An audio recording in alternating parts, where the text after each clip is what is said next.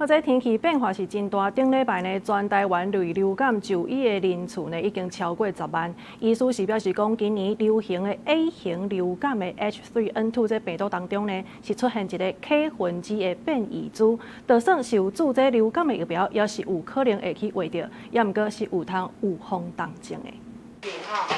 诊所才拄开始看病挂号的人，都排甲落落长。有基层诊所的医师发现讲，最近因为气温一日啊降落来，流感疫情升温，一礼拜都有5、6病人是 A 型流感快筛阳性，内面还有家庭群组，一个人破病，规口罩拢袂着。喉咙不舒服，对，然后鼻涕有点多这样子。流感就是传染力很高这样子啊，那尤其在家里的状况来说，如果一个得啊，陆陆续续家里大概会有2、3个得，是几乎是很难避免的这样子。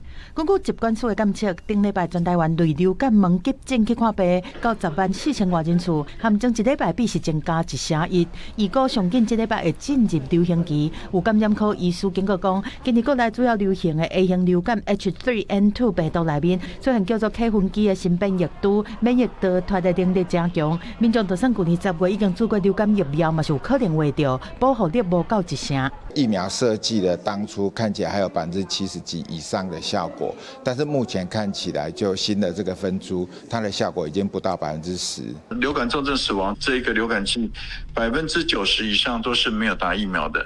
那也就是代表说，打了疫苗对于 K 分支的重症，其实还有相当的保护力。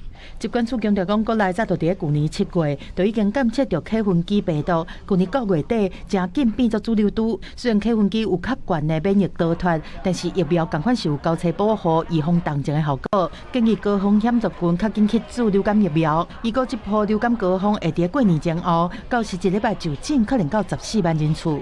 记者综合报道。